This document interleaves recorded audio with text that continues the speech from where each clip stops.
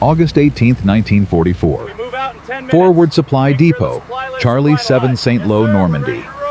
05 and 47 hours. Raymond Kowalski slams his fist on the hood of truck number 47. Captain Morrison, those men won't make it past Chartres. Morrison doesn't look up from his clipboard. 23 trucks idle in formation, nose to tail, 50 feet apart. Textbook. Still think about that day. Not your call, Sergeant. So much It's has math, changed sir. since then. Convoy Echo 4 left yesterday, see it. same formation, same route. 12 trucks lost, 23 dead. Echo 4 got unlucky. Echo 4 got predictable. Kowalski pulls out his notebook, oil-stained pages covered in numbers. Every convoy this month, same pattern. Tight formation, high losses. But solo drivers, enough. Morrison's voice drops to concrete. You filed your report. It was rejected. You're a mechanic who drives trucks. Act like it. I'm a mechanic who counts bodies, sir. Morrison steps closer. Close enough that Kowalski can smell the coffee on his breath, see the exhaustion carved into his face. This man hasn't slept in 4 days. None of them have. You think I don't know the numbers? Morrison's voice cracks, just barely. You think I don't see the casualty reports? I sign them, Kowalski. Every goddamn one. But I follow orders. You will too, or I'll find someone who can. The engines roar. The convoy rolls out. Kowalski watches them disappear into the morning mist. He opens his notebook to a fresh page, writes the date, the time, the truck count. In 12 hours, he'll write the losses. He always does. 06 to 12 hours. Mechanic Bay. You gotta let it go, brother. Booker Washington hands Kowalski a wrench, doesn't meet his eyes. 6'3" hands like sledgehammers, voice soft as Louisiana rain. Before the war, he drove logging trucks through bayou country, where one wrong turn meant drowning in black water. He knows about calculated risks. Can't let it go, Kowalski says, tightening a fuel line. Not when the math's this clear. Math don't mean shit to brass. Math is all that matters. Carlos Martinez drops from under a truck chassis, grease black and grinning. Ray's having his crisis of conscience again. Someone get the chaplain. This isn't funny, Carlos. It's hilarious. You're a sergeant arguing logistics with captains. You know what that makes you: unemployed. Or dead. Pick one. Kowalski throws the wrench. It clangs against metal. Echo 4 had 38 men. 16 are dead. 22 injured. The other trucks kept going because they had orders. Does that sound fucking hilarious to you? The bay goes silent. Martinez sits up slowly. No. It sounds like war. It sounds like murder. Same thing. Kowalski pulls out the notebook again. Can't help himself. It's become a compulsion, numbers as prayer, data as confession. Convoy formations, August 1944. 20 vehicles, tactical spacing 50 feet. Average loss rate 23%. Solo dispatch, random timing, no formation. Loss rate 2.8%. Where'd you get solo dispatch numbers? Booker asks. Accidents. Breakdowns. Drivers who left early because they were impatient or stupid. Turns out stupid keeps you alive. Or you're cherry-picking data. I'm not. Kowalski flips pages. Look. Depot Baker 3, Depot Fox 9, Depot George 2. Same pattern everywhere. The Luftwaffe hunts convoys because convoys are easy. 20 trucks bunched together? That's a target. One truck alone? That's a needle in a haystack. Martinez wipes his hands on a rag. So, what's your plan? Walk into Eisenhower's office and tell him the entire U.S. Army's been doing logistics wrong. I filed the report. And they rejected it. Then I'll file it again. They'll reject it again. Ray, listen to me. You're right. I know you're right. Booker knows you're right. Hell, Morrison probably knows you're right. But this is the Army. Right doesn't matter. Protocol matters. Chain of command matters. And you're a Pennsylvania trucker who smells like diesel and has opinions. That doesn't play in Versailles. Kowalski closes the notebook. His hands are shaking, have been shaking for weeks. "My father worked steel mills for 30 years, he says quietly. Watched college boys with slide rules tell him how to pour molten iron. He knew more in his fingers than they learned in 4 years. You know what the company did when he suggested improvements, told him to shut up and work? He died at 52, lungs full of soot, never complained once." That's a sad story, Ray. That's every story. The people doing the job know how to fix it. The people in charge don't want to hear it. So you're gonna get yourself court-martialed because your daddy had bad lungs.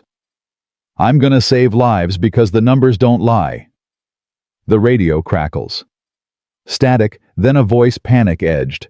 "Charlie 7, this is Convoy Delta 12. We are under attack. Repeat, we are."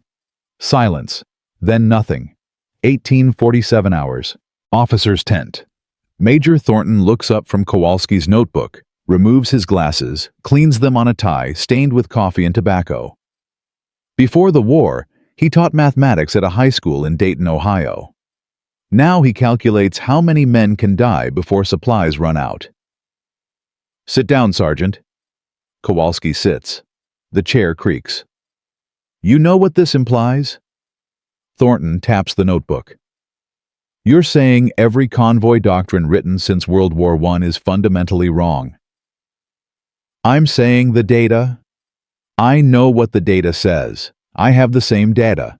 So does every logistics officer from here to Paris." Thornton leans back suddenly, looking very old. "You want to know the real tragedy? We've known this for weeks.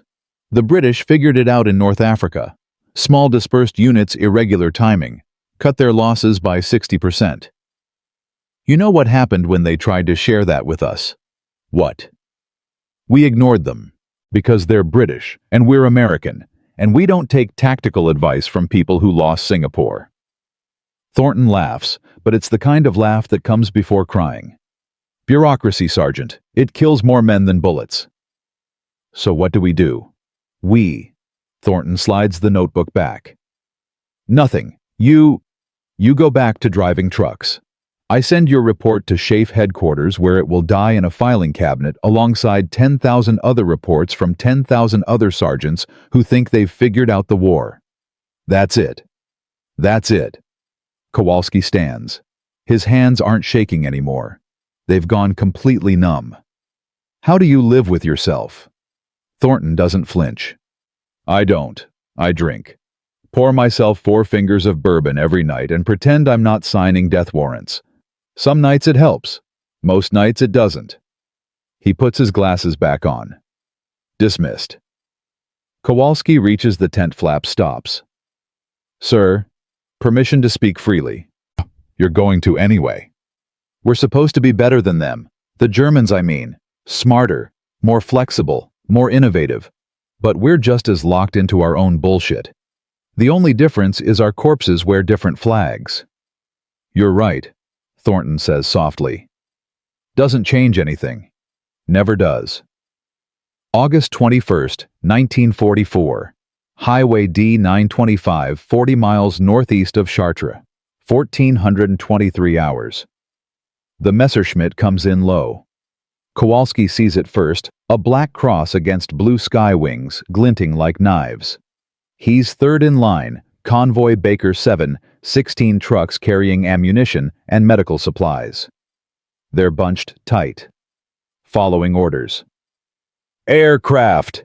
someone screams over the radio. The first truck explodes. Not fire, just a sudden bloom of black and red and physics. Metal shrapnel, burning rubber, something that used to be a man tumbling through the air like a broken doll. The second truck swerves, clips the third. Both go into the ditch. Kowalski yanks the wheel. Right jumps the shoulder, crashes through a fence into a field.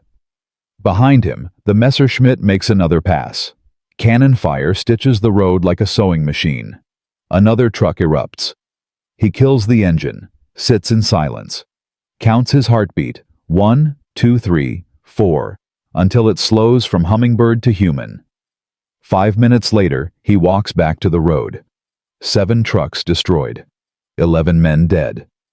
The rest scattered like dice. One driver sits on the roadside holding his face in his hands, rocking back and forth. His name is Daniels, 20 years old, from Iowa. He's crying, but no sound comes out. Kowalski kneels beside him. "Hey, you're okay. You made it." Daniels looks up. His eyes are somewhere else. "We were right next to each other. I was talking to him on the radio, making plans for Paris. Then he was gone. Just gone." "I know." Do you really fucking know?" Kowalski opens his mouth, closes it. What can he say? That he knows because he's seen it before. That he knows because the numbers predicted this. That he knows because command is killing them with paperwork and protocol. Instead, he says, "Yeah, I know." He pulls out his notebook, adds the date, the time, the losses.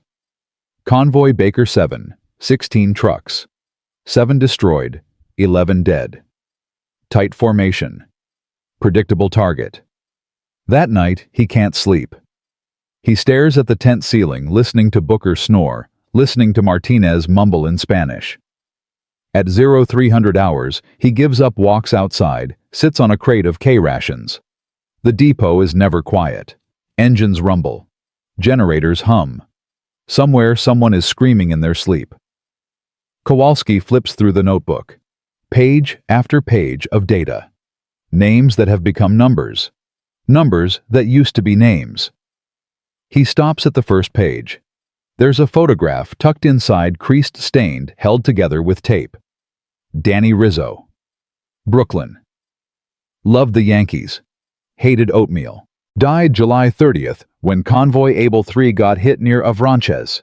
23 trucks bunched together. The Luftwaffe turned them into a parking lot of fire.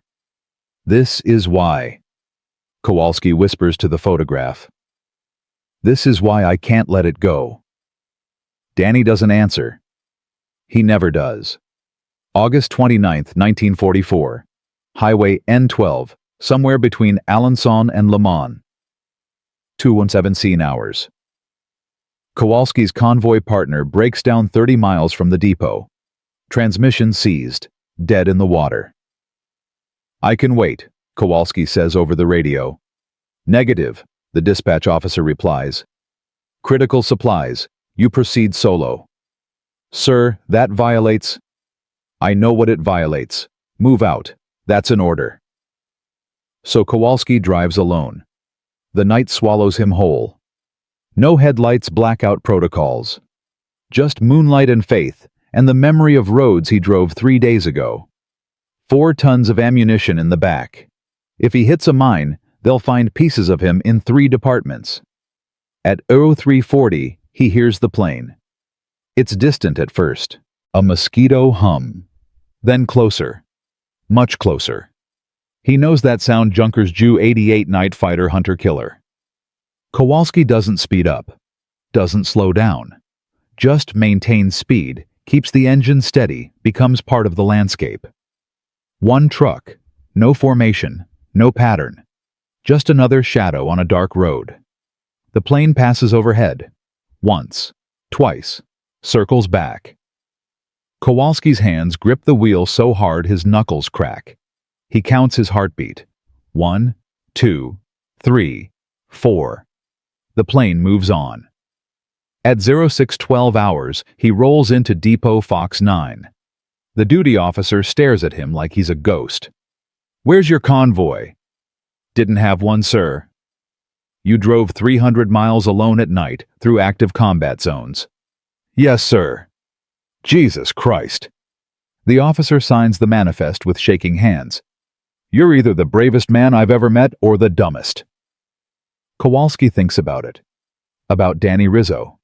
About Daniels crying on the roadside. About numbers that used to be names. "I'm just a trucker, sir. We don't die in formation." That night, he adds the data to his notebook. Solo dispatch, 300 miles. Night operation, 0 losses. The pattern holds. September 3rd, 1944. Supreme Headquarters, Allied Expeditionary Force Versailles. 0147 hours. General Walter Bedell Smith doesn't sleep. Can't sleep. He's Eisenhower's chief of staff. The man who translates grand strategy into fuel consumption rates and casualty projections. Tonight he's reading rejected reports, because sometimes the best ideas come from the people everyone else ignores. Then he sees it. A mechanic's notebook. Oil-stained pages. Numbers that make his blood run cold. He reads it once. Reads it again. Cross-references casualty reports, supply manifests, loss rates across 6 depots. "Dear God," he whispers. His aide appears in the doorway half asleep. "Sir." "Get me General Eisenhower." "It's 0200 hours, sir." "I don't care if it's Christmas. Get him. Now." Smith lights a cigarette. His hands are shaking. "And find this Sergeant Kowalski. I don't care if he's in Paris or hell. Bring him here." "Sir, what's going on?" Smith stares at the notebook, at the map of France covered in red pins, each one a burning truck, a dead man, a failure of imagination. "We've been killing our own men," he says quietly, "for 3 months, and some trucker from Pennsylvania is the only one who noticed." He takes a long drag, exhales smoke like a confession. If he's right, this changes everything. If he's wrong... He doesn't finish. Doesn't need to. The aide leaves. Smith sits alone with the notebook reading numbers that used to be names, names that should have stayed numbers. Outside, the first light of dawn breaks over Versailles. Somewhere in France, another convoy is rolling out. Tight formation. Tactical spacing. Perfect targets. Somewhere Raymond Kowalski is writing in his notebook, counting bodies that haven't died yet, trying to save men who don't know they're already dead. The summons arrives at 0620 hours on September 4th. A jeep. 2 MPs with faces like granite. No explanation. "Sergeant Kowalski." "That's me." "Come with us." Booker drops his wrench. "Ray, what did you do?" "I don't know." "Should we get a lawyer?" The MP cuts in. "He's not under arrest. He's being requested." "Requested by who?" Martinez demands. "Above your pay grade. All of you." The jeep ride takes 4 hours. Kowalski sits in the back watching France blur past villages reduced to rubble farms, cratered by artillery forests stripped bare. The war's fingerprints everywhere. At some point he stops counting destroyed vehicles. There are too many. They don't tell him where he's going. He doesn't ask. In the army, questions are invitations to punishment. But when the jeep passes through gates bearing the inscription, Liberté, Égalité, Fraternité, when he sees the palace rising like a fever dream of marble and gold, he understands. Versailles. Supreme Headquarters Allied Expeditionary Force. The place where Eisenhower decides whether nations live or die. "Oh shit," Kowalski whispers. "Yeah," the MP says. "Oh shit." They march him through corridors that smell like cigar smoke and power.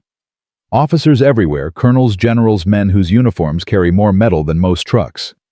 They glance at Kowalski, the way you'd glance at a stray dog that wandered into a cathedral. A sergeant. Enlisted. Grease under his fingernails. "Here." The MP stops at a door. Knocks twice. "Enter?" The office is smaller than Kowalski expected. A desk. A map of Europe. A man in his 50s with wire-frame glasses and the exhausted eyes of someone who hasn't slept since Normandy. General Walter Bedell Smith.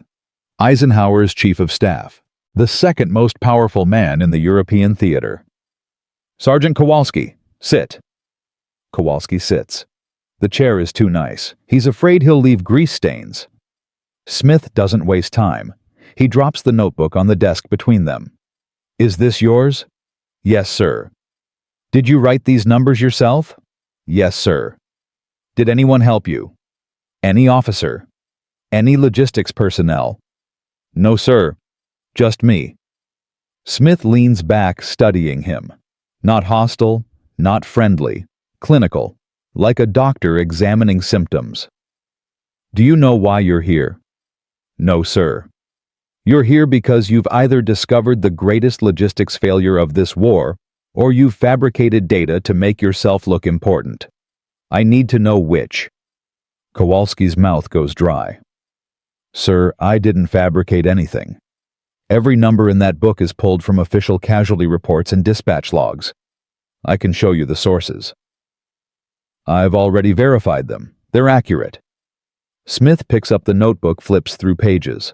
Convoy formations 23% loss rate. Solo dispatch 2.8%. You've been tracking this for 3 months.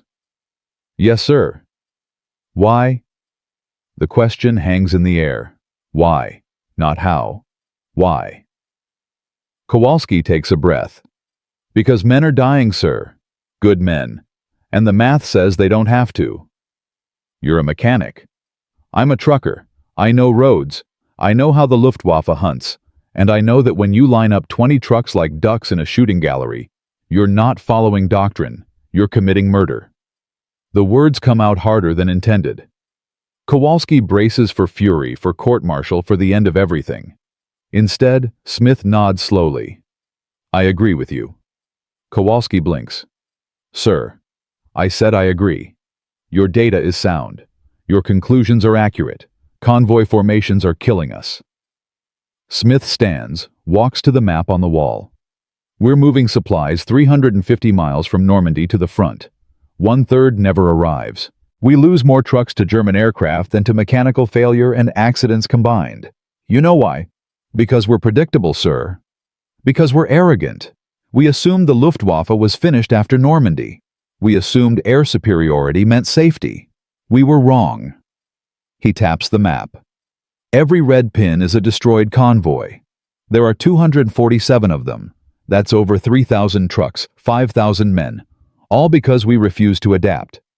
Then why hasn't anyone changed it? Smith turns. His smile is bitter. Because this is the United States Army, Sergeant. We have procedures, protocols, a chain of command built on 150 years of tradition. You can't just rewrite doctrine because one man has a theory. It's not a theory, it's math. To us it is. To the generals. To the colonels who wrote those procedures. You're a mechanic with delusions of grandeur. Smith returns to his desk, sits. But here's the thing. General Eisenhower doesn't care about protocol. He cares about winning. And right now, we're not winning the logistics war. He pulls out a file, opens it. Inside casualty reports, fuel consumption rates projections that make Kowalski's notebook look like a grocery list. September 1st, Patton's Third Army ran out of fuel 40 miles from the German border. Completely dry. Not because we don't have fuel, because we can't deliver it fast enough. Our supply lines are bleeding. And if we don't fix it, the war stalls. Maybe for months. Maybe forever. Smith closes the file, looks Kowalski dead in the eye. I'm going to ask you a question. Answer honestly. Can your method work at scale? Yes, sir. Not theory, not maybe. Can it work? Kowalski thinks about the solo run to Fox 9. 300 miles through enemy territory. 0 losses. He thinks about the pattern consistent across 6 depots, 3 months, thousands of data points. Yes, sir. It can work. Then we're going to test it. 20 trucks, 1 depot. Staggered dispatch. No formation. No convoy. Just your method. Smith's voice drops. If it works, we implement it across the entire Red Ball Express. 6,000 trucks. If it fails, men die and you get blamed. Are you willing to take that risk? Kowalski's hands are shaking again. This is it. The moment. Everything he's fought for, argued for, bled for condensed into one question. When do we start? Smith almost smiles. Tomorrow. 0600 hours. Depot Charlie 7. That's my depot, sir. I know. Captain Morrison is going to hate this. But he'll follow orders. So will you. Smith stands, extends his hand. Don't make me regret this, Sergeant. Kowalski shakes it. The general's grip is firm. Final. I won't, sir. As he leaves the office, Smith calls after him. Kowalski, one more thing. Sir, if this works, you'll save thousands of lives. If it fails, you'll be the most hated man in the European theater. Either way, your life is about to get very complicated. Kowalski thinks about Danny Rizzo, about Daniel's crying on the roadside, about the 247 red pins on Smith's map. It's already complicated, sir. The jeep ride back is silent. Kowalski stares at his hands. They've stopped shaking. For the first time in 3 months, he feels something other than rage and helplessness. He feels hope. It's terrifying.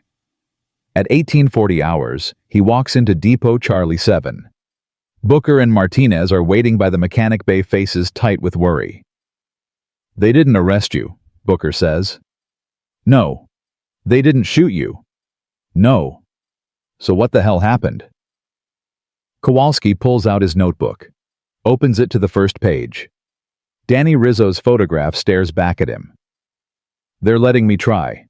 20 trucks, tomorrow morning. My method. Martinez whistles low. Holy shit. Yeah. What if it doesn't work? Then I'm a dead man. And if it does? Kowalski closes the notebook. Then maybe Danny didn't die for nothing. That night, he can't sleep. He lies in his cot running numbers in his head. 20 trucks. 6 drivers per shift. Staggered departures every 15 minutes. No convoys. No formations. Just math and faith, and the hope that 3 months of data isn't lying. At 0300 hours, he gives up on sleep. Walks outside. The depot is never quiet. Generators hum, engines idle somewhere. A radio plays Glenn Miller through static. He finds Captain Morrison standing by the motor pool, smoking a cigarette like it's his last meal. Sergeant? Captain? So, tomorrow we throw away doctrine and trust a mechanic's notebook. Yes, sir. Morrison takes a long drag. You know what happens if this fails? They'll court-martial me. Say I allowed reckless endangerment. My career ends. Maybe my life. I know, sir. You know what happens if it works. Sir. I'll have to admit I was wrong. That you were right. That some enlisted trucker understood logistics better than every officer in the chain of command. He flicks ash into the dirt. I'm not sure which outcome I hate more. Captain, I'm not trying to embarrass anyone. I'm trying to save lives. I know. That's what makes this so goddamn frustrating. Morrison drops the cigarette, grinds it under his heel. 20 trucks. 0600 hours. You better be right, Kowalski. For both our sakes. He walks away. Kowalski stands alone in the dark, listening to the generators, feeling the weight of 247 red pins pressing down on his chest. At 0530 hours, the drivers assemble. 20 men. 19 faces he knows. One he doesn't, a replacement fresh from the States, who still thinks war is adventure. Morrison briefs them. New orders from Schaeff. No convoy formation. Staggered departure. You load, you leave. 15-minute intervals. No bunching. No waiting. Drive safe, drive smart. Get there alive. What about air cover? Someone asks. There is no air cover. There's just you and the road. Murmurs ripple through the group. Fear. Confusion. One driver, Thompson, a kid from Georgia, raises his hand. Sir, isn't this suicide? That's what I thought, Morrison says. Apparently I was wrong. Sergeant Kowalski will explain. All eyes turn. Kowalski steps forward. His mouth is dry. His hands are steady. You've all driven convoys. You know what happens. Luftwaffe spots 20 trucks together, they attack. They know where we are, when we'll arrive, how to hit us. We're predictable. Predictable gets you killed. So your plan is send us out alone. Thompson's voice cracks. No cover, no backup. My plan is make you invisible. One truck looks like local traffic. One truck could be anything, civilian supply runner lost. The Germans can't coordinate attacks on targets they can't predict. You load fast, leave immediately, drive what's safe. Different speeds, Different routes if possible. You become ghosts. This is insane. Convoys are insane, Kowalski shoots back. Echo 4 lost 12 trucks in one attack. Baker 7 lost 7. How many solo drivers have we lost this month? Silence. 3. Kowalski answers. Out of 127 solo runs, that's 2.3%. You want safe, stop driving like targets. Thompson looks at Morrison. Captain, is this a real order, or is he making this up? Morrison's jaw tightens. It's real. It comes from General Smith himself. You will follow it, or you'll be court-martialed for disobeying a direct order in combat. Sir. Load your trucks. First departure in 20 minutes. Move. The drivers scatter, some excited, most terrified. Kowalski watches them go, feeling the weight of what he's done. Booker claps him on the shoulder. Well, you got your wish. This isn't a wish. It's a test. Tests have right and wrong answers. This one just has body counts. Thanks for the confidence. Hey, I'm driving truck number 7. If your math's wrong, I'm dead. So believe me, I'm rooting for you. At 0600 hours, the first truck rolls out. Driver Corporal James Mitchell. Pennsylvania. Married, 2 kids. Loads ammunition and fuel, 40 tons packed tight. Kowalski watches him disappear down the road. 15 minutes. Then the second truck. Then the third. By 0700 hours, all 20 are gone. Scattered across France like seeds in wind. The depot falls silent. Morrison stands beside Kowalski, both men staring at the empty motor pool. Now we wait, Morrison says. Now we wait. Hours crawl. Radio silence by design. The drivers aren't supposed to report unless there's an emergency. No news is good news. No news is agony. At 1200 hours, the first word arrives. Corporal Mitchell arrived safely at Forward Depot Fox 9. 0 contact. 0 losses. Kowalski exhales breath he didn't know he was holding. At 13:15, Truck 2 reports in. Safe. At 14:22, Truck 3. By 1800 hours, 18 trucks have arrived. 0 losses. 2 left. Where's Thompson? Morrison demands. The radio operator checks logs. He's overdue by 40 minutes, sir. Last known position, Highway N12 near Drew. Kowalski's chest tightens. Thompson, the kid from Georgia who thought this was suicide. If he's dead, if the first test kills someone. The radio crackles. Charlie 7, this is Thompson.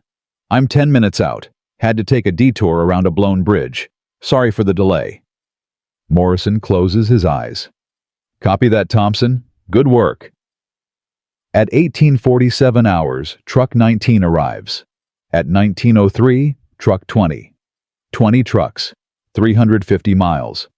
0 losses. Morrison turns to Kowalski. His face is unreadable. Then slowly, he extends his hand. I was wrong. You were right. Kowalski shakes it. Sir, I wasn't trying to prove. Shut up and take the win, Sergeant.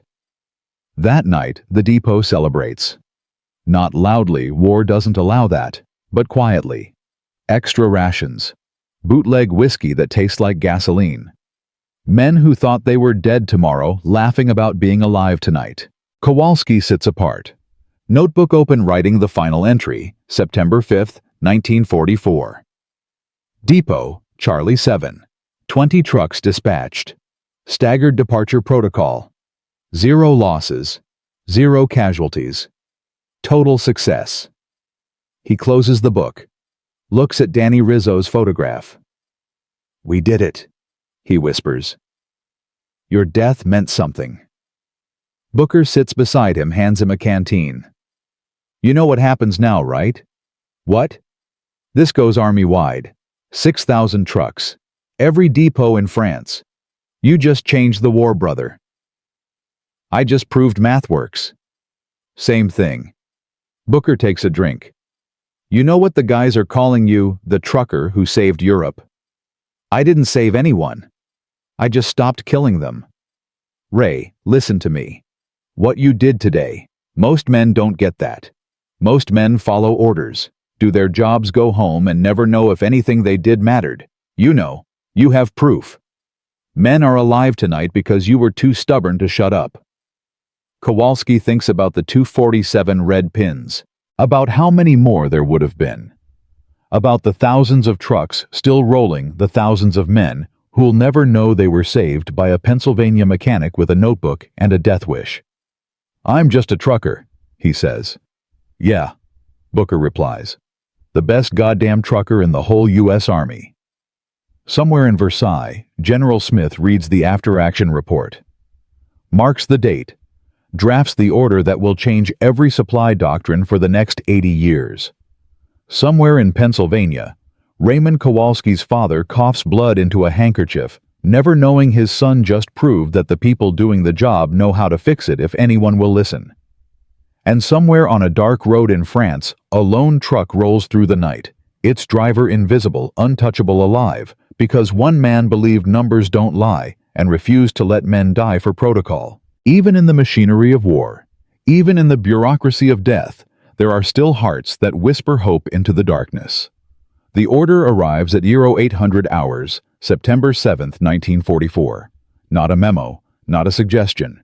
A complete operational overhaul issued directly from Supreme Headquarters Allied Expeditionary Force, signed by Eisenhower himself. Effective immediately, all Red Ball Express convoys are disbanded. Staggered dispatch protocol now mandatory across all forward supply depots.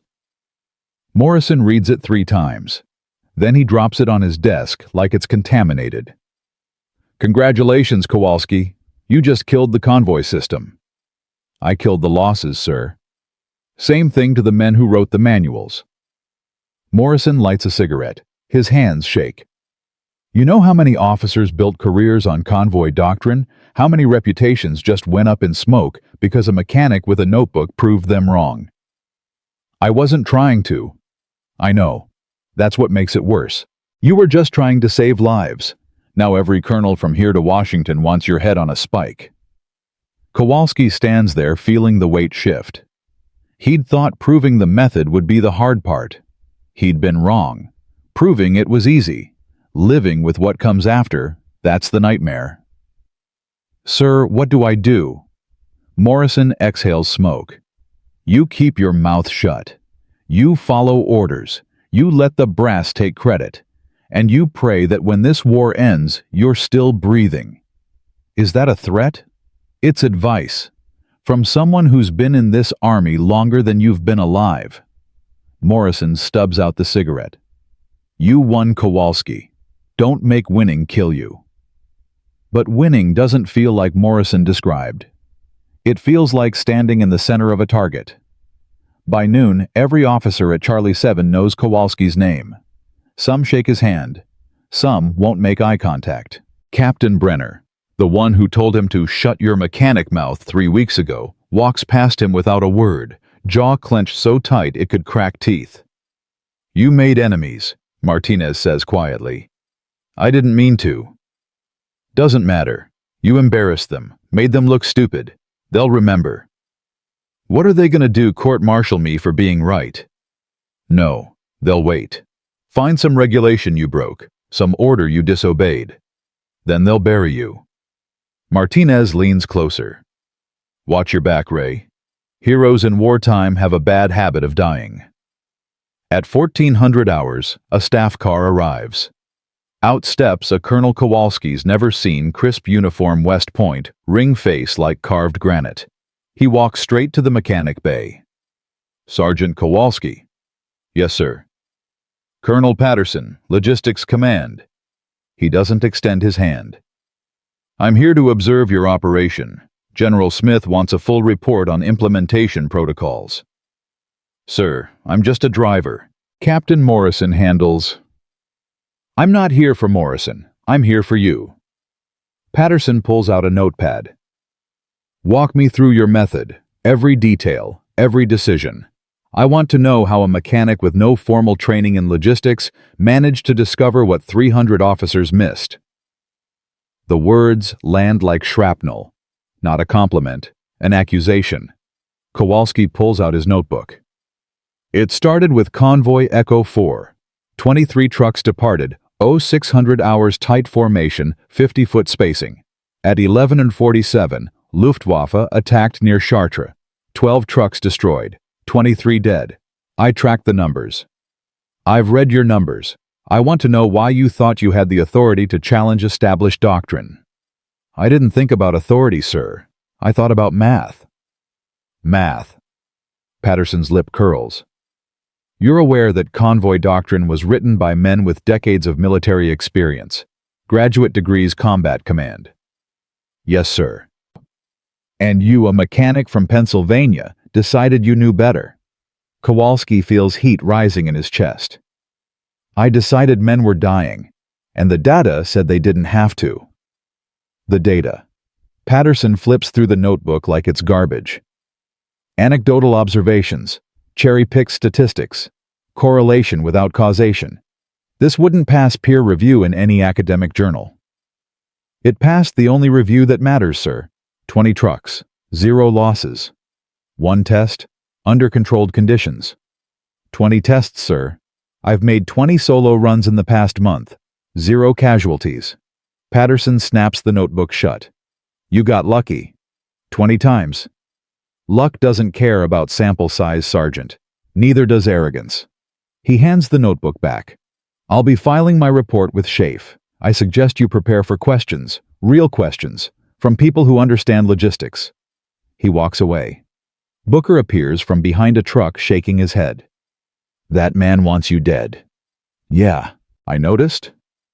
Why, you proved the method works. Because I proved he was wrong. That's unforgivable. That night, Kowalski sits in his cot, staring at the notebook. For 3 months, it's been his shield, his proof. Now it feels like evidence at his own court-martial. Martinez sits on the adjacent cot, cleaning his rifle. You hearing the rumors? What rumors? Patterson's pushing to have your test declared invalid. Says you manipulated data, cherry-picked drivers, falsified logs. That's bullshit. Doesn't matter. He's got rank. He's got degrees. You've got grease under your fingernails. Martinez slides the bolt back, checks the chamber. You know what they're really mad about. What? You're enlisted. You're supposed to follow orders, not question them. The moment you proved command wrong, you broke the most important rule: shut up and obey. So what do? Keep driving, keep living, let the method speak for itself. But the method is speaking, and not everyone likes what it's saying. September 10th. Depot Baker 3 implements staggered dispatch. 40 trucks. 300 miles. 0 losses. September 12th. Depot Fox 9 follows. 60 trucks. 0 losses. September 15th. Every depot from Normandy to Paris runs on Kowalski's protocol. 6,000 trucks flowing through France like water through cracks, never bunched, always moving, impossible to predict. German pilots report back to command, we cannot locate supply concentrations. Targets are dispersed. Recommend reallocation of resources. The Luftwaffe stops hunting convoys. Not because they've been defeated, because there are no more convoys to hunt. Losses plummet from 23% to 2.7%. Patton's Third Army gets fuel. The advance resumes. The war accelerates. And Raymond Kowalski becomes the most dangerous man in the Logistics Corps, not because he's wrong, but because he's right. On September 18th, he's summoned to Versailles again. Same jeep, same MPs. This time, no explanation needed. General Smith's office is colder than before. Or maybe it's just the 3 colonels sitting in chairs like judges at a tribunal. Sergeant Kowalski, sit. He sits. Colonel Patterson is there along with 2 others. Reynolds and Marcus, both logistics command, both staring at him like he's a virus they can't eradicate. Smith speaks first. Gentlemen, I've asked you here to discuss the implementation of decentralized dispatch protocols across all forward supply operations. With respect, General, Patterson interrupts. I believe this discussion is premature. We've had success, yes, but we're attributing it to a method that lacks theoretical foundation. The foundation is math, Kowalski says before he can stop himself. Patterson turns eyes cold. The foundation is anecdotal. You observed patterns. You didn't establish causation. Causation, tight convoys got hit. Dispersed trucks didn't. What more causation do you need? Proof that it wasn't luck. 6,000 trucks, 3 weeks, 2.7% losses compared to 23% before. That's not luck. That's evidence. Reynolds leans forward. Sergeant, you're out of line. He's answering questions. Smith cuts in. Continue, Kowalski. Kowalski pulls out his notebook. He's brought backup casualty reports, dispatch logs corroborating data from 8 depots. He spreads them on Smith's desk like cards. August convoy losses, 612 trucks destroyed. September convoy losses after protocol change, 89 trucks. That's an 85% reduction. The method works. The data proves it. And every day we spend debating theory is another day men die. Men die in war, Patterson says coldly. That's not evidence of systemic failure. It is when the deaths are preventable. According to you. According to math. Patterson stands. General Smith, I request this sergeant be removed from advisory capacity. His lack of formal training and disregard for military protocol makes him unsuitable for strategic consultation. Smith doesn't move. Request denied.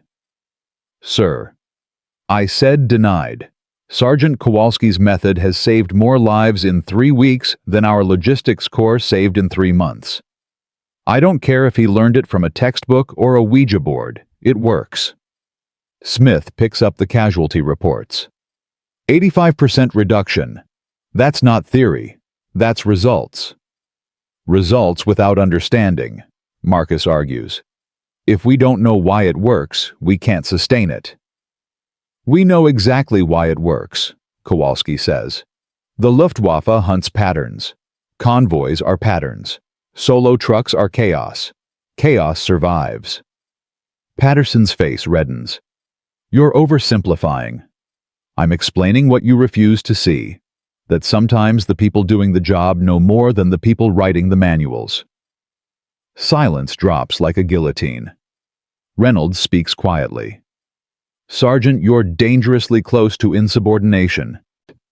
I'm dangerously close to saving lives, sir. There's a difference.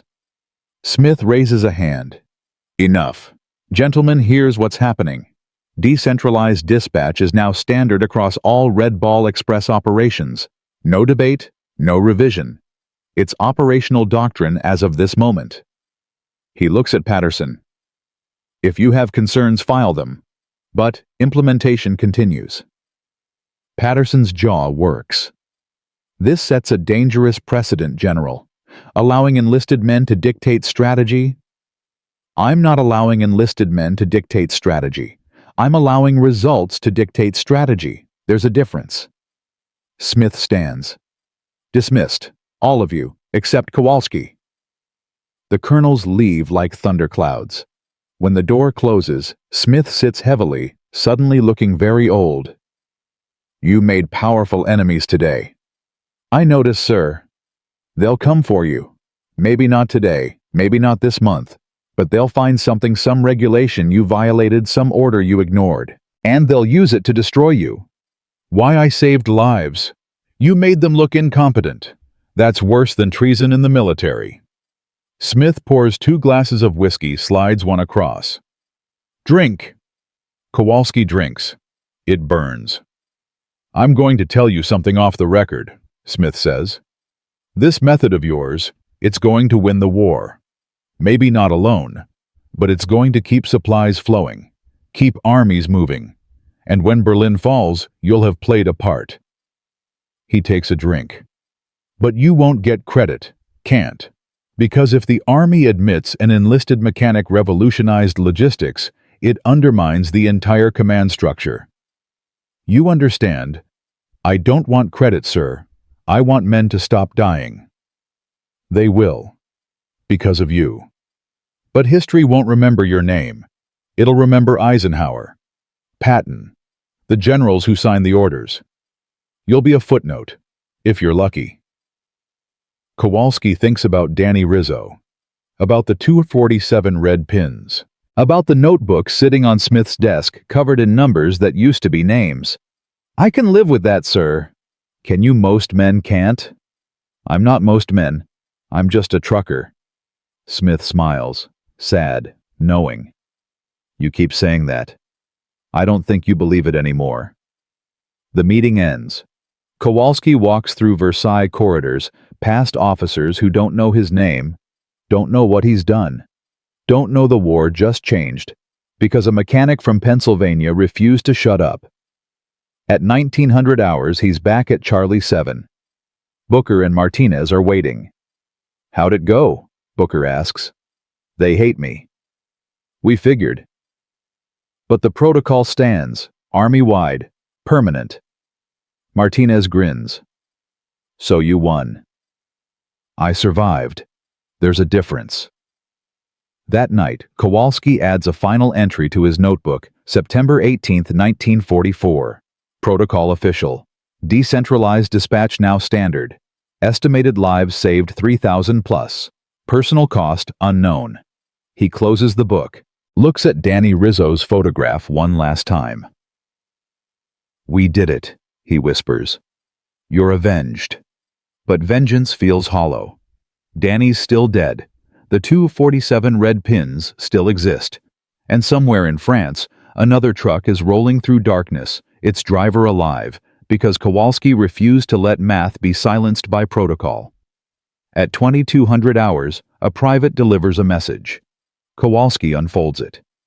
Report to Eisenhower's office. September 21st, 0900 hours. Booker reads over his shoulder. Oh shit. Yeah. Think it's good or bad? With Eisenhower could be anything. Martinez laughs nervously. Maybe he's giving you a medal. Or maybe he's court-martialing you. 50-50 odds. Kowalski folds the message, tucks it in his pocket. Either way, at least I'll know. 3 days later, he stands outside Eisenhower's office wearing his cleanest uniform boots polished until they shine. The door opens. Sergeant Kowalski, come in. Dwight D. Eisenhower sits behind a desk covered in maps and cigarette ash. He's smaller than Kowalski imagined. More human. Tired eyes. Hands that shake slightly when he lights another cigarette. Sit down, son. Kowalski sits. Eisenhower studies him for a long moment. You know who you remind me of? No, sir. My father. He was a mechanic, railroad worker. Spent 40 years fixing engines. Never had formal education past 8th grade. But he could diagnose a problem just by listening. Said machines talk to you if you pay attention. Eisenhower taps ash. You pay attention. Yes, sir. I read your notebook. Every page. You know what I saw. Data, sir. Grief. Every number in that book is an obituary. You weren't tracking statistics, you were counting friends. Eisenhower leans forward. That's why you're right. Not because you're smarter than the colonels, but because you cared enough to listen. Kowalski's throat tightens. Sir, You saved thousands of lives. You changed the war, and you did it by refusing to accept that men had to die for protocol. Eisenhower opens a drawer, pulls out a small box. I'm awarding you the Bronze Star, not for valor, for initiative. Sir, I don't deserve... You deserve more. But this is a political war as much as a military one. The colonels are screaming.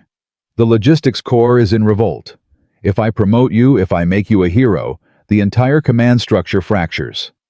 He slides the box across. So you get a medal, a quiet ceremony, and a transfer. Kowalski blinks. Transfer, Back to the States. Honorable discharge. You've done your part. Sir, the war isn't over. For you it is.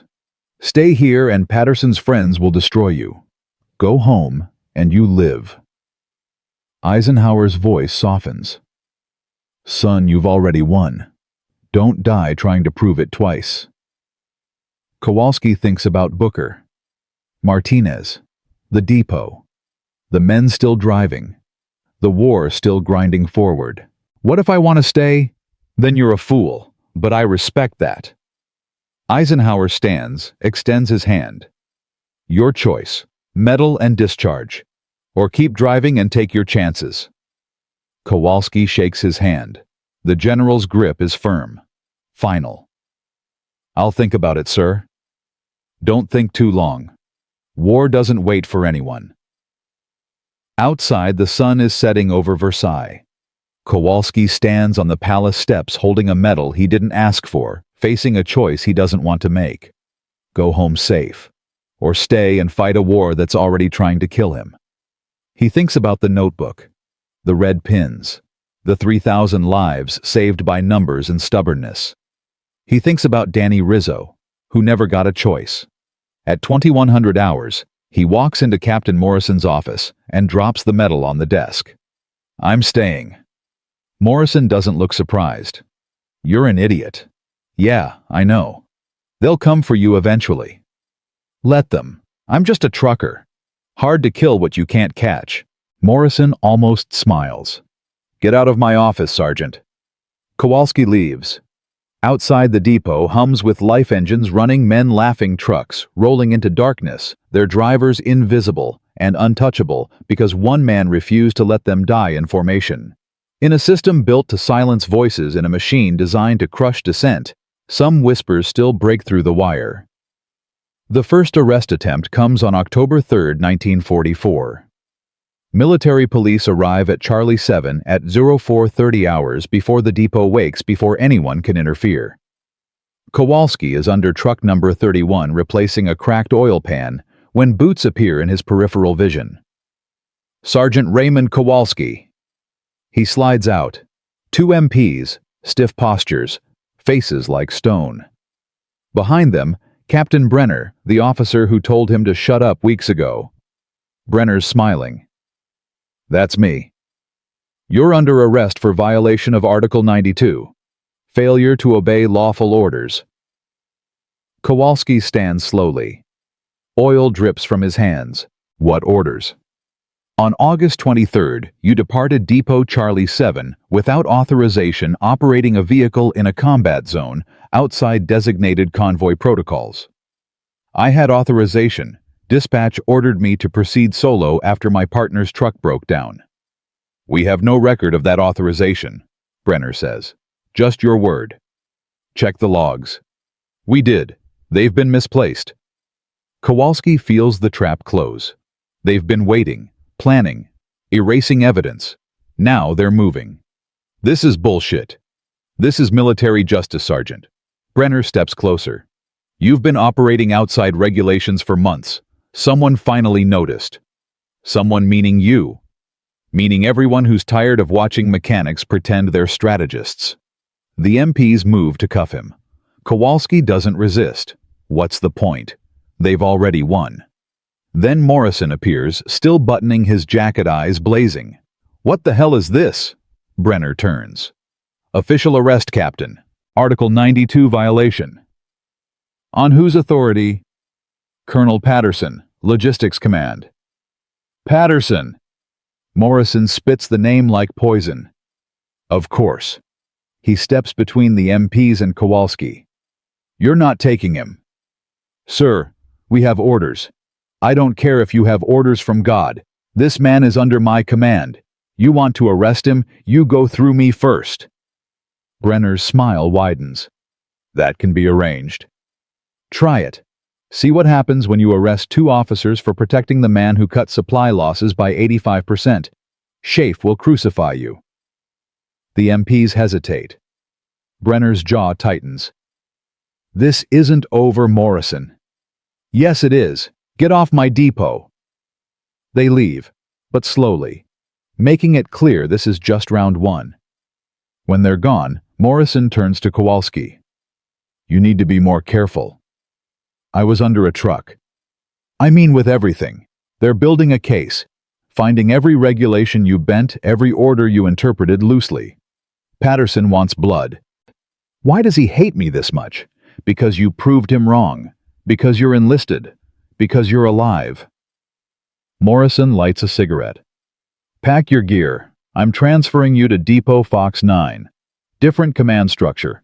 Harder to reach. I'm not running. You're not running. You're surviving. There's a difference. Morrison exhales smoke. Ray, listen to me. You won. The method works. Thousands of men are alive because of you. Don't throw that away by being stubborn. Stubborn kept me alive this long. Stubborn's gonna get you court-martialed. Kowalski thinks about the medal sitting in his footlocker, the bronze star he didn't want, the discharge offer he refused. What if they're right? He says quietly. What if I've been breaking rules all along and just got lucky? Morrison laughs. Hard. Bitter. Lucky you call saving 3,000 lives. Lucky, Ray, you're the least lucky man I've ever met. You're just too goddamn competent for the Army to handle. At 0600 hours, Kowalski loads his gear into a Jeep. Booker and Martinez help, not speaking much. What's there to say? The system's coming for him, and everyone knows it. You gonna be okay? Booker asks. I don't know. Fox 9's good. Commander, there's reasonable. You keep your head down, you'll be fine. I'm not good at keeping my head down. No shit. Martinez hands him a canteen. Something for the road. Don't drink it all at once. Kowalski takes a sip. It's not water. Tastes like gasoline and regret. Jesus, Carlos. Where'd you get this? French farmer. Traded him cigarettes. Martinez grins, but it doesn't reach his eyes. Listen, Ray. You did something none of us could. You changed the war. Don't let them make you forget that. I won't. And when this is over, when Berlin falls and we all go home, first rounds on you. Deal. They shake hands. Booker pulls him into a hug that could crack ribs. Stay alive, brother. We didn't survive this long just to lose you to politics. The Jeep pulls out. Kowalski watches Charlie 7 disappear behind him. The depot where he proved math could save lives. Where he made enemies powerful enough to destroy him. Where he refused to let Danny Rizzo die for nothing. Depot Fox 9 is smaller, quieter. The commanding officer, Major Hartwell 50's gray hair eyes like a man who's seen too much, reads. Kowalski's transfer papers without expression. Says here you revolutionized logistics. I just changed dispatch protocols, sir. Also says you're facing charges. Article 92. Trumped up charges, sir. Colonel Patterson wants me gone. Hartwell sets the papers down. You know what I hate about this war, Sergeant? Sir, the politics. We're supposed to be fighting Germans. Instead, we spend half our time fighting each other. He stands, walks to a map covered in blue pins, each one a successful delivery. Your method works. My drivers love it. Losses dropped from 19% to 3% in 2 weeks. You know what that means. Lives saved, sir. My men coming home. Sons, fathers, brothers. Alive because some mechanic refused to accept that convoys were the only way. Hartwell extends his hand. Welcome to Fox 9, Sergeant. You keep doing what you're doing. I'll handle Patterson. Sir, he's got rank. He's got rank. I've got results. In war, results win. But results don't stop the machinery. On October 15th, formal charges are filed. Article 92, violation of lawful orders. Unauthorized operation of military vehicles. Insubordination. The court-martial is set for November 1st. Kowalski reads the notice in his cot hands, shaking. Everything he's done, every life saved, every number tracked, every moment of Danny Rizzo's photograph staring back at him, reduced to legal language and accusations. They're really doing this, he whispers. Martinez sits across from him. He's been transferred to Fox 9 too voluntarily to stand with Kowalski. Yeah, they're really doing this. What do? You fight, you show the data, you prove they're wrong. They don't care about data, they care about protocol. Then you make them care. But making them care means exposing the truth, that the Army killed its own men for 3 months because admitting a mechanic was right would undermine command authority. That 612 trucks burned because protocol mattered more than lives. On October 21st, General Smith sends a message. Don't plead guilty, don't compromise, fight. On October 23rd, Morrison sends one too. I'm testifying, so is every driver who used your method. They want a fight. We'll give them one. On October 27th, a package arrives.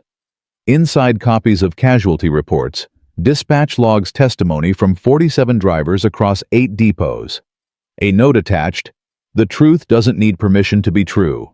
Major Thornton." Kowalski spreads the papers across his cot. 3 months of data, 3,000 lives. All the proof anyone should need, but proof isn't the same as justice. November 1st, 0900 hours. Military Tribunal, Versailles. 3 judges, all colonels, all logistics corps, all men who built careers on convoy doctrine. Patterson sits in the front row, arms crossed, watching like a vulture. The prosecutor, a major named Simmons 40's lawyer in civilian life, opens with precision. Gentlemen, this case is simple. Sergeant Kowalski repeatedly violated direct orders, operated outside established protocols, and endangered lives through reckless conduct. We will prove that his actions constituted gross insubordination and warrant court-martial. Morrison takes the stand first. Sergeant Kowalski saved more lives in 3 weeks than this entire tribunal has saved in 3 years. His method cut losses by 85%. That's not recklessness, that's brilliance. Captain Morrison did the sergeant follow orders. He followed the most important order: keep men alive. That's not an answer. It's the only answer that matters. Simmons smiles. So you admit he violated protocol? I admit protocol was killing us. He fixed it. By breaking rules. By saving lives. No further questions. Driver after driver testifies. Corporal Mitchell, Thompson, Daniels. Each one tells the same story. Convoys were death traps, solo dispatch saved them. But Simmons twists every testimony. So you disobeyed orders. You operated outside doctrine. You endangered yourselves. Yes, yes, yes. By noon the case feels lost. Then Kowalski takes the stand. Simmons approaches like a shark. Sergeant, on August 23rd, did you depart Depot Charlie 7 without authorization? I had authorization. Dispatch ordered me to proceed solo. We have no record of that authorization. Then someone erased it. Or you're lying. I'm not lying. I'm just inconvenient. Murmurs ripple through the gallery. The lead judge, Colonel Warner, bangs his gavel. Sergeant, answer only what's asked. Kowalski leans forward. Sir, permission to speak freely. Denied. I'm going to anyway. He pulls out his notebook. This is every convoy loss from July to September 1944. 612 trucks destroyed. 247 men dead. All because we followed protocol. All because questioning orders was considered insubordination. Sergeant, I'm not finished. Kowalski stands. You want to court-martial me for saving lives? Fine. But admit what you're really mad about. Not that I broke rules. That I proved you wrong. That some mechanic from Pennsylvania understood logistics better than every officer in this room. Sit down, Sergeant. No. You're going to hear this. Every man in that notebook died because command valued protocol over truth. Danny Rizzo, Brooklyn, loved the Yankees, burned alive in Convoy Able 3. Marcus Chen, San Francisco pianist, shot down in Convoy Delta 7. William Hayes, Texas, wanted to be a teacher, killed in Convoy Echo 4. His voice cracks. They died following your orders. I kept men alive by breaking them. So court-martial me. But you'll have to admit why, and history will remember. Silence. Warner's face is granite. Are you finished? Yes, sir. Sit down. Kowalski sits. His hands shake. He's either saved himself or sealed his fate. The tribunal deliberates for 3 hours. At 1600 hours, they return. Warner reads the verdict. On the charge of Article 92 violation, we find the defendant not guilty. Kowalski's chest unlocks. He can breathe again. However, Warner continues, we note that Sergeant Kowalski operated in a gray area of military protocol. While his actions produced positive results, they set a dangerous precedent. Therefore, we recommend official commendation for initiative coupled with formal reprimand for procedural violations. This court is a joke, Patterson mutters loud enough to hear. Warner's gavel cracks. Colonel Patterson, one more outburst and you're in contempt. Patterson stands, walks out. The tribunal adjourns. Morrison grabs Kowalski in the hallway. You did it. You're free. I'm not free. I'm tolerated. Same thing in the army. But it doesn't feel like victory. It feels like surviving another day in a war that never ends. That night, Kowalski sits alone in his cot at Fox 9, staring at the Bronze Star. He never wears the notebook. He can't stop filling the photograph of Danny Rizzo that's starting to fade. At 2200 hours, a message arrives. From General Smith. Well done, but watch your back. Patterson's not finished. Kowalski burns the message. Then he opens his notebook to a fresh page and writes, November 1st, 1944. Court-martial dismissed. Protocol upheld. Lives saved 3,000 plus. Personal cost, everything. He thinks about going home. About the discharge offer he refused. About Pennsylvania steel mills and fathers with ruined lungs, who died never knowing their sons would one day prove that the people doing the job can change the world if anyone will listen. Outside engines rumble. Another truck rolls out. Solo. Invisible. Untouchable. Alive because one man counted bodies and refused to let math be murdered by bureaucracy. Martinez appears in the doorway.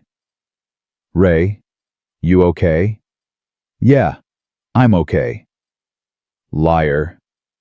Kowalski laughs. It feels strange. Yeah, I'm a liar. You know what they're calling you now? The unkillable trucker? Patterson tried. The system tried. You're still here. I'm still here, Kowalski echoes. Danny's not. Neither are the 247 others. But 3,000 are, because of you. Is that enough? It has to be.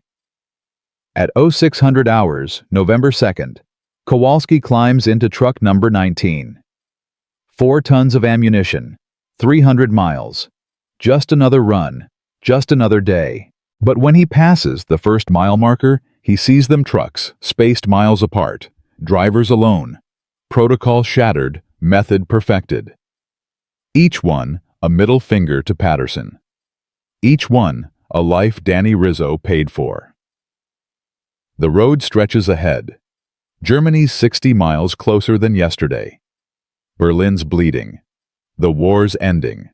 But here on this French highway covered in frost and exhaust fumes, one trucker drives alone through the dawn, carrying nothing but fuel and the knowledge that even when the system tries to silence you, even when command wants you dead, the numbers never lie. And freedom, real. Freedom comes not from orders, but from men who refuse to let protocol kill what math can save. Berlin falls on May 8, 1945. Church bells ring across Europe. Men weep in foxholes. The war is over. But for Raymond Kowalski, standing in the motor pool at Depot Fox 9, watching mechanics celebrate with bootleg champagne and cigarettes, the war feels unfinished. We did it, Martinez shouts, throwing his arms around Booker. We actually did it. Yeah. Booker laughs, tears streaming. We're going home. Kowalski doesn't move. He's thinking about the notebook in his footlocker, about Danny Rizzo's photograph, about the 247 names that became numbers the 3,000 who didn't. Ray Martinez notices. You okay? I don't know what okay means anymore. It means we survived. We won. Did we? Kowalski pulls out the notebook, Opens it to the first page. Danny didn't win. Neither did Marcus Chen, or William Hayes, or any of them. But thousands of others did, because of you. Because of math. I just wrote it down. Major Hartwell appears holding a bottle of actual French wine. Gentlemen, a toast to victory, to survival, and to Sergeant Kowalski, who saved more lives than any general in this war. They drink. The wine tastes like nothing. Everything tastes like nothing. At 2100 hours, orders arrive. Demobilization begins immediately. All non-essential personnel to be shipped stateside within 90 days. Essential personnel, mechanics, drivers, logistics within 6 months. Kowalski reads his orders twice. He's classified non-essential. Shipping out November 20th. 6 months, he whispers. I get 6 more months. Most guys would be thrilled to leave early, Hartwell says. You sound disappointed. I don't know what I'm going back to, sir. Home, family, peace. I left home in 1942. My father was dying. Steel mills destroyed his lungs. I joined up to escape watching him suffocate. Kowalski folds the orders. He's probably dead by now, and I won't even know. Hartwell has no answer. What answer exists? The weeks blur. Trucks still roll supplies for occupation forces, humanitarian aid, reconstruction materials. But the urgency's gone. No Luftwaffe, no ambushes, just roads and routine. On June 3rd, Kowalski makes his last solo run. Depot Fox 9, to Berlin, 400 miles, delivering medical supplies to field hospitals, treating German civilians. The road is quiet, peaceful. He passes through villages that were battlefields 6 months ago, now just rubble and silence, and old women sweeping broken glass from doorsteps. At a crossroads near Kassel, he stops, gets out, stands in the middle of the highway where Convoy Baker 7 burned back in August. The scorch marks are still visible, black stains on concrete, ghosts in asphalt. He pulls out the notebook, reads the entry August 21st, 1944. Convoy Baker 7. 16 trucks. 7 destroyed. 11 dead. He closes the book, whispers to the wind, I'm sorry it took so long. No one answers. In Berlin, the city is a graveyard. Buildings gutted, streets cratered, children begging for food. The Reichstag stands like a broken tooth against gray sky. Kowalski delivers the supplies to a hospital run by American medics and German nuns. The head nurse, Sister Margaret, 60s face, like weathered stone signs, the manifest with shaking hands. Thank you, Sergeant. These will save many lives. That's the idea. She looks at him. Really looks. You have seen much death, yes. Yes. So have I. 30 years nursing, 2 wars, millions dead. She folds the manifest. You know what I have learned. What? That life is fragile, and those who preserve it, even one life, preserve the whole world. She touches his hand. Thank you for preserving our world, Sergeant. Kowalski drives back to Fox 9 in silence. He's not sure he preserved anything, just stopped some of the bleeding. On July 12th, the medal ceremony happens. No fanfare, no parade. Just Major Hartwell pinning bronze stars on 3 men, Kowalski, Morrison, and Thornton, in a quiet office that smells like dust and yesterday's coffee. For meritorious service in connection with military operations against an armed enemy, Hartwell reads, Sergeant Raymond Kowalski displayed exceptional initiative in revolutionizing supply logistics, directly saving thousands of Allied lives. Kowalski stares at the medal. It's small, unimpressive, doesn't weigh enough to balance 247 deaths. Speech, Hartwell prompts. I don't have one, sir. Say something anyway, for the record. Kowalski thinks. I just counted, that's all. Counted trucks, counted losses, counted men who didn't have to die. Math isn't heroic, it's just honest. Math saved the war, Sergeant. Math saved some lives. The war saved itself. After the ceremony, Morrison pulls him aside. You're going home in 4 months. What will you do?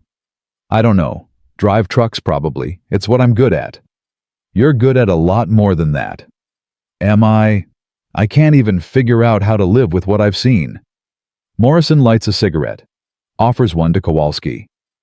They smoke in silence, two men who survive trying to figure out what survival means. You know what scares me most? Morrison says finally. What? That we'll forget. That in 20 years some new war will start, and some new logistics officer will make the same mistakes because no one remembers what you proved. He exhales smoke. Your method saved thousands, but will it save the next thousands? I don't know. Then write it down. Make sure they remember. I did write it down. It's in my notebook. A notebook can be lost. Doctrine lasts forever. Morrison drops the cigarette, grinds it out. Promise me you'll fight to make this permanent. Not just for this war, for every war. I'm just a mechanic. You're the man who changed how wars are won. Act like it. On August 15th, Japan surrenders. The war, the real war, the global war, is over. Kowalski is in the motor pool when the news breaks. Men scream, cry, hug each other. Booker lifts Martinez off the ground, spinning him around. Someone fires a pistol into the air. But Kowalski just sits on the hood of truck number 19, notebook open, staring at numbers that won't stop being names. Ray, Booker says, breathless. It's over. Really over. I know. So why aren't you celebrating? Because it's not over for them. He taps the notebook. Danny's still dead. So are the others. Victory doesn't bring them back.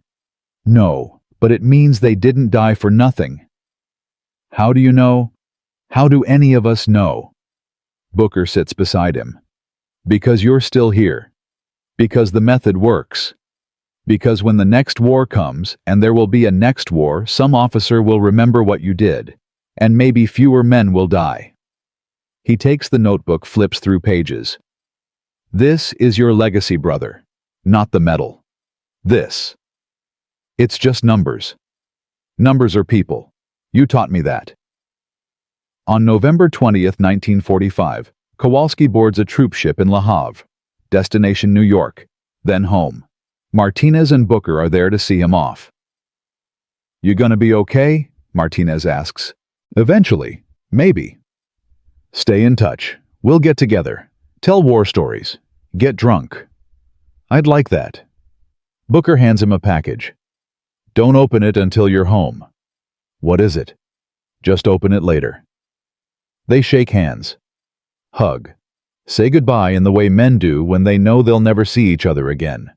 Quick, awkward, trying not to cry. The ship pulls away. France disappears into gray Atlantic fog. Kowalski stands on deck, feeling the weight of the notebook in his pack, the metal in his pocket, the years in his bones. He's 26 years old, feels 60. The voyage takes 12 days. He spends most of it alone, watching waves, trying to figure out who he is now. Not a soldier, not a mechanic, not a hero, just a man carrying too many ghosts. New York Harbor appears on December 2nd. The Statue of Liberty rises like a promise no one can keep. The ship docks. Men pour onto American soil, kissing the ground, weeping, laughing. Kowalski just walks. Through crowds. Through checkpoints. Through a world that feels both familiar and alien. At Penn Station, he buys a ticket to Pittsburgh. The train leaves at 1800 hours.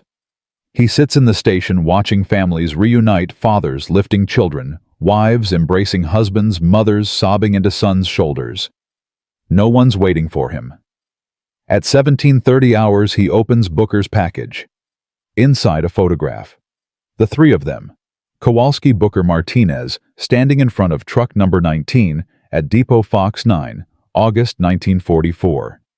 They're younger, less broken, still believing the war could be won cleanly.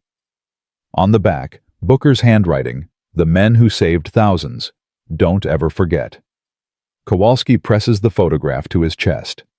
For the first time since VE Day, he cries. Pittsburgh is smaller than he remembers. Grayer. The steel mills still belch smoke. The streets still smell like iron and sweat. His father's house is on the south side. Small. Brick. Windows dark. He knocks. No answer. He tries the door. Unlocked. Inside dust. Silence. Furniture covered in sheets. A neighbor sees him. Mrs. Kowalski. No relation, just shared surname. Raymond? My God, you're alive. Where's my father? Her face falls.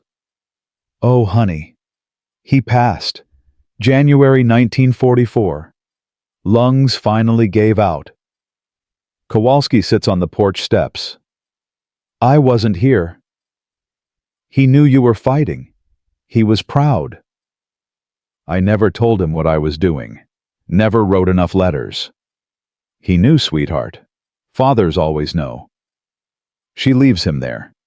He sits until sunset watching Pittsburgh turn from gray to black, thinking about men who die in mills, and men who die in wars, and men who try to save both, and fail. At 2100 hours, he walks to a bar on Fifth Avenue, orders whiskey, drinks until the notebook stops feeling heavy.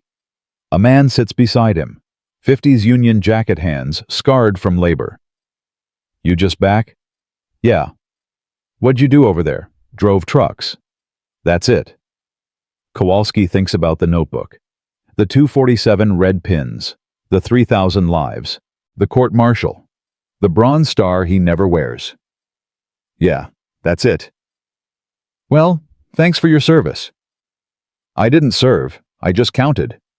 The man doesn't understand. No one does. Kowalski finishes his drink, leaves the bar, walks through Pittsburgh streets until he finds himself at the steel mill where his father worked for 30 years. The gates are locked, but he can see through furnaces, glowing orange men moving like shadows, the machinery of industry grinding on forever. He pulls out the notebook, opens it to a blank page, writes, December 3rd, 1945. Home. War over. Father dead. 3,000 lives saved. Legacy uncertain. Purpose unknown. He closes the book, looks at the furnaces.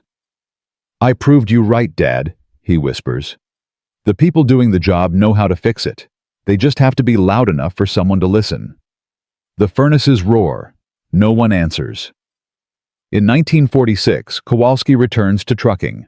Long haul, cross country, the same roads, different cargo. No convoys, no Luftwaffe, just asphalt and solitude. He doesn't talk about the war.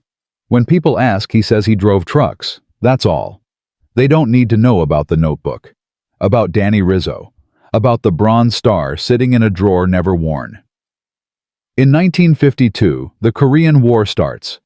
Kowalski watches the news convoys getting hit, supply lines failing, the same mistakes repeated. He writes a letter to the Pentagon. I solved this problem in 1944. The data still exists. Use it. No response. In 1967, Vietnam escalates. Convoys burn on jungle roads. The news shows truck after truck exploding. Kowalski writes again. Staggered dispatch. Dispersed logistics. I have the proof. It's in my notebook. A colonel responds, Thank you for your service. Modern warfare requires different approaches. The same approaches that killed 247 men in France.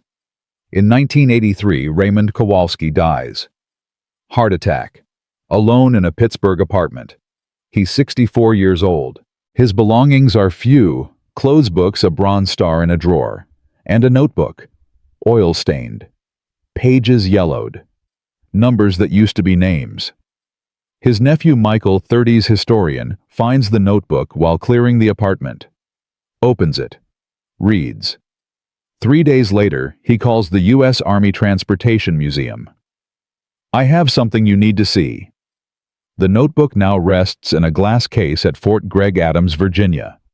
The plaque reads, Sergeant Raymond Kowalski, 1919 to 1983. Through meticulous observation and unwavering courage, he revolutionized military logistics during World War II. His staggered dispatch method reduced supply convoy losses by 85%, saving an estimated 3,000 Allied lives. His legacy reminds us innovation often comes not from command, but from those doing the work. Beside the notebook, Danny Rizzo's photograph. The three friends at Depot Fox 9, a bronze star, and a single line added by the museum curator. Sometimes the smallest voice speaking truth moves nations. Every year, logistics officers study the notebook, learn the method, understand that protocol must serve people, not the other way around. Every year, fewer know Kowalski's name. But the method persists, dispersed, unpredictable, alive. In 2025, a Pentagon analyst runs simulations, discovers that decentralized logistics pioneered by a mechanic in 1944 still outperforms every modern alternative. She writes her thesis, Kowalski's Principle: How One Trucker's Observations Changed Warfare Forever. She never meets him. He's been dead 42 years, but his numbers live on. His method endures. And somewhere in heaven, if such places exist, Raymond Kowalski sits with Danny Rizzo, drinking coffee, watching the world they saved continue turning. "We did it," Danny says. "No," Kowalski replies. "We just showed them how. They did the rest." Think they'll remember? Some will. That's enough. They built the system with protocol, but it was broken by truth. And in the end, the only thing that survived the war was the honesty of one man who refused to let math be murdered by pride.